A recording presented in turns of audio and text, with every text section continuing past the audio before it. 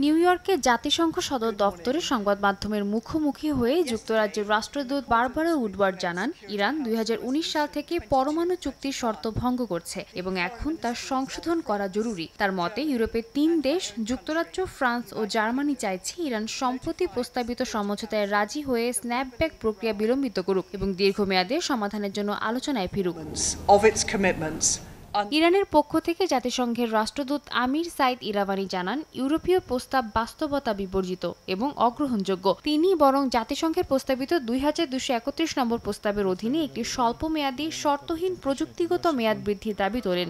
একই দিনে তেহরানের ধর্মীয় নেতা হাজ আলী আকবরী শুক্রবারের খুতবায় ঈদ-3 পদক্ষেপকে অবৈধ ও রাজনৈতিক ষড়যন্ত্র বলে উল্লেখ করেন।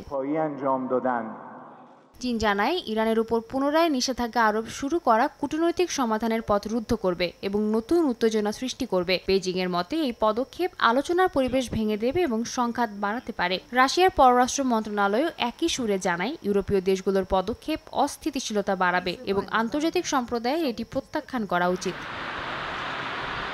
এদিকে তেহরানের সাধারণ নাগরিকদের মধ্যেও উদ্বেগ বাড়ছে। স্থানীয়রা জানাচ্ছেন, ডলার ও সোনার দাম এরই মধ্যে বেড়েছে, যার প্রভাব সরাসরি নিম্ন আয়ের মানুষের উপর পড়ছে। কেউ মনে করছেন, দেশকে আত্মরক্ষা করতে হবে, তবে সংঘাত না বাড়িয়ে কূটনৈতিক পথে এগোনো জরুরি। স্ন্যাপব্যাক প্রক্রিয়া পূর্ণ কার্যকর হলে তাদের দৈনন্দিন জীবন আরও কঠিন হয়ে উঠবে বলে আশঙ্কা করছেন তারা।